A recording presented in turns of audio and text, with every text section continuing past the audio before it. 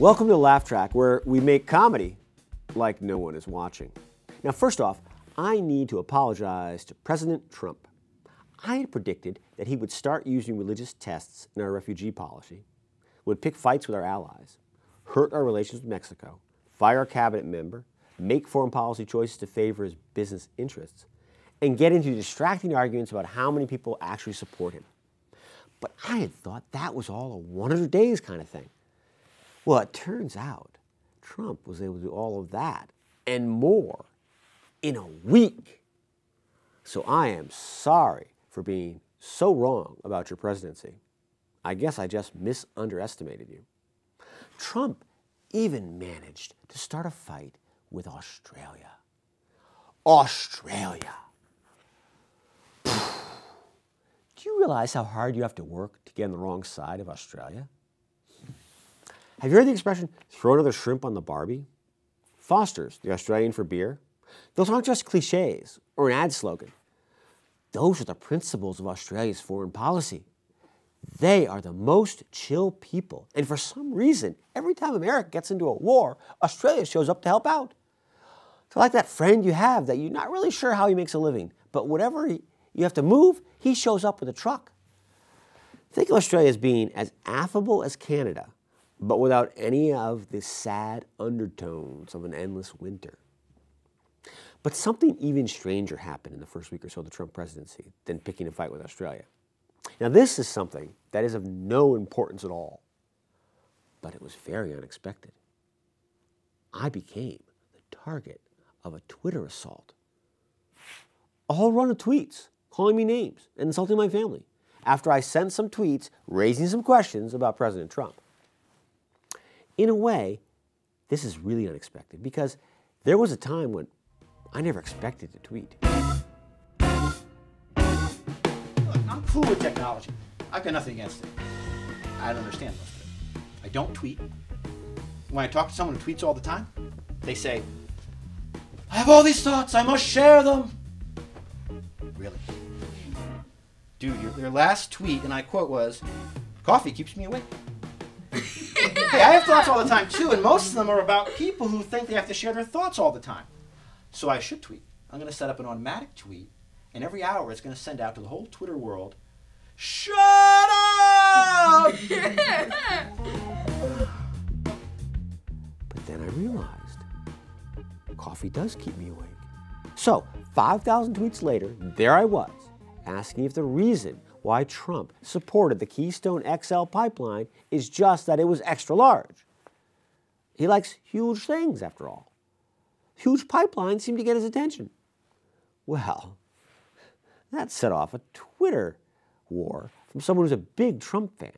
Now, I forget his Twitter name. It was something like, I ripped one, which, if you think about it, it's a pretty good Twitter name. Because for most of us, I include my own tweets in this, tweets and breaking wind are some sort of equivalent to each other.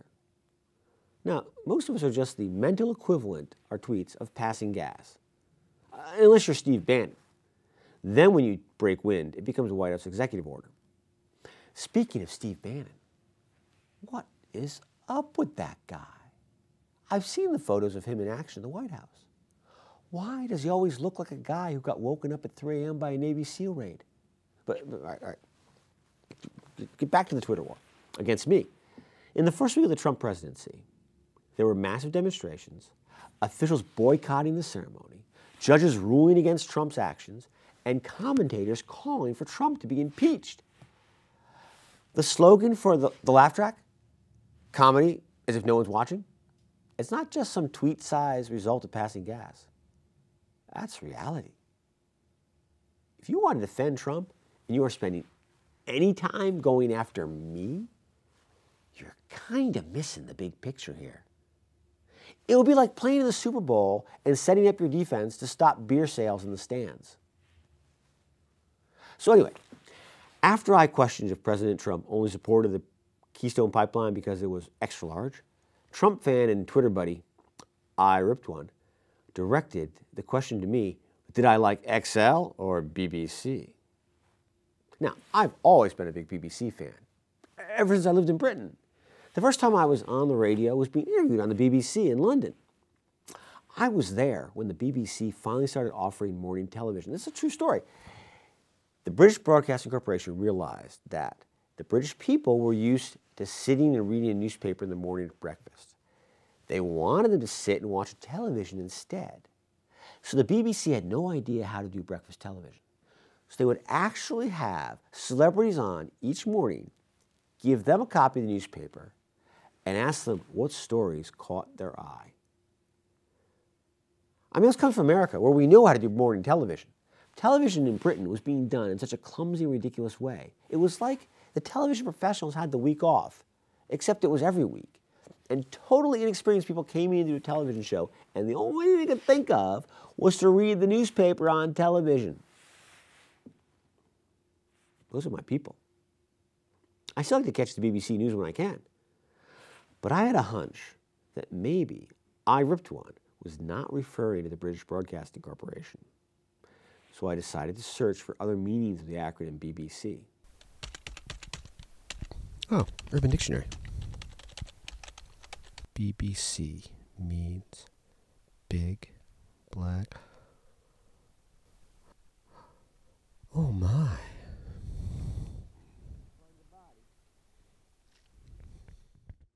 I had no idea.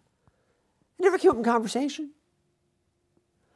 I'm glad I found out, but I had already written a whole series of tweets.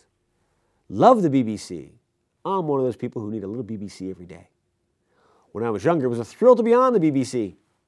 Great to take a break and just watch the BBC. Even just listening to the BBC in the car is fun.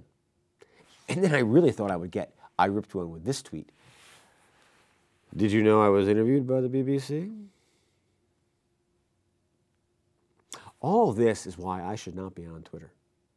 Although those tweets do make my life sound a lot more interesting than it really is. But let me tell you someone else who should not be on Twitter. Sean Spicer. The New York Daily News reported that the White House press secretary and the guy who looks like he just decided your cubicle is too big at work had a 5-year Twitter war with Dipping Dots. Dipping Dots! They're the wimpiest form of ice cream ever. Going to war with them is not just like kicking a puppy. It's like kicking a puppy with only 2 legs and a terminal disease. Why would anyone get into a Twitter war with Dipping Dots? But the really odd thing here is that Sean Spicer, with his extensive experience with the Twitter war against Dipping Dots, how did he end up as press secretary for Trump? Shouldn't he be the Secretary of Defense? But then again, all the Trump presidential picks for cabinet don't make sense in some way. There's Andrew Putster, who at the Labor Department, who that's the agency supposed to protect workers, except he does not support any worker protections.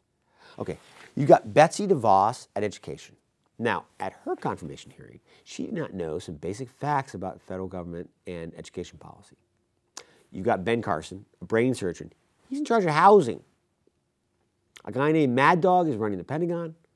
There's a Dr. Price in charge of Health and Human Services who, while he's been in Congress, he makes money by trading in stock whose price is being affected by legislation that he has the power to push. And then you've got Scott Pruitt at the EPA. Scott Pruitt has sued the EPA 13 times.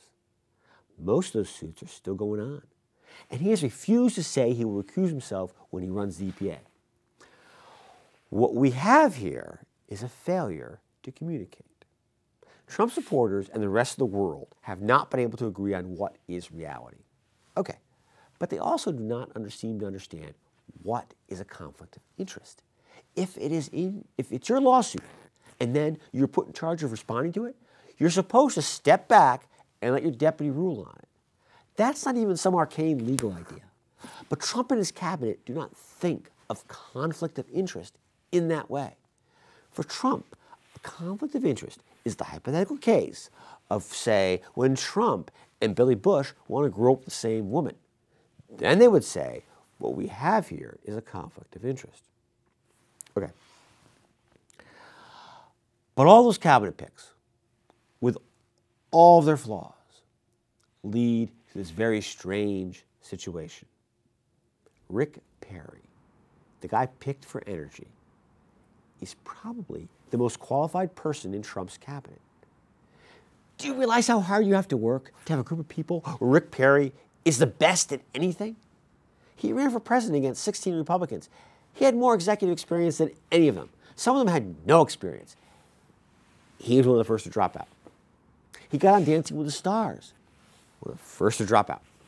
You know, my son always likes to say that lunch is his favorite subject at school.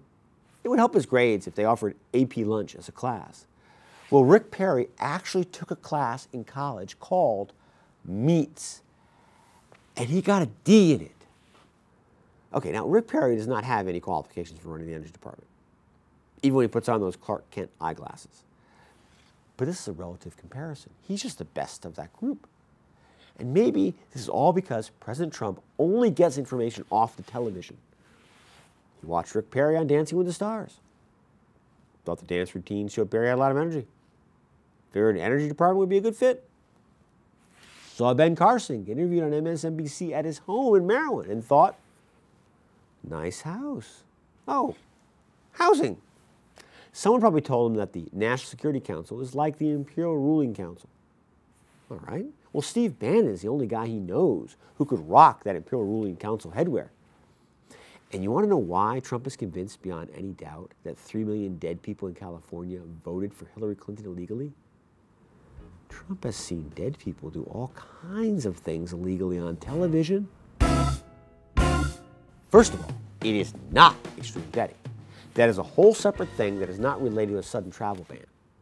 The Obama administration did increase the scrutiny of visa requests, and that did slow down the arrivals. But that is not what Trump is doing. Second of all, I'm pretty sure that when Trump talks about an extreme vet procedure, he means waterboarding for dogs.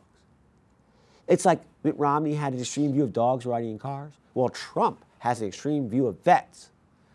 But let's just stop and think about this for a minute. Trump says he needs to keep out refugees who are really terrorists.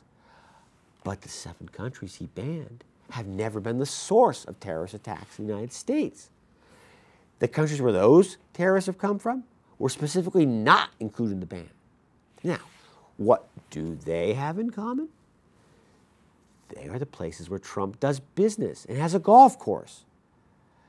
So American foreign policy has gone from the Monroe Doctrine, don't interfere in the Western Hemisphere, to the Trump Doctrine, don't mess with my golf course. But even if you agree with the idea of a travel ban, even if you are President Trump's biggest fan, you have to admit there is something prickish about the whole travel ban. Let me try to explain a point about foreign policy in terms President Trump might understand. From a movie. Did you see Argo about the Iranian hostages? Now, it's a historical fact that the Shah of Iran was kind of a tyrant. The Iranian people probably had good reasons to be pissed off at the United States for our Shah's support. If they threw our diplomats out of the country for a while, we would probably just say, okay, all right, we'll work this out, we'll be back, when's the next plane, we'll go. But they said, oh no, you had diplomatic immunity, now you're a hostage. Okay, now, the Iranians were pretty much acting like a prick at that point. Well, Trump, by imposing a travel ban like he did, had all those people get on a plane under one set of rules and land at the airport under a different set of rules. All those people being detained indefinitely at the airport. All those people, they had followed all the rules, they had made their applications, they had done nothing illegal. Some of them had risked their lives to work with the United States military. But Trump changes the rules when the plane is in the air, and when they land, they are told they cannot come in. Now, look, we can debate a lot of issues about whether we will live up to our national obligations for humanitarian assistance. We can debate a lot of issues about how much we need to screen visa applications. We can debate whether the Statue of Liberty is holding up a torch of freedom or is just giving the rest of the world the middle finger. But if nothing else, the fact that Trump would change the rules on refugees while they were on a plane to America is just being a prick in a huge way. The job now is to make sure that the world sees that America is better than that. Thank you.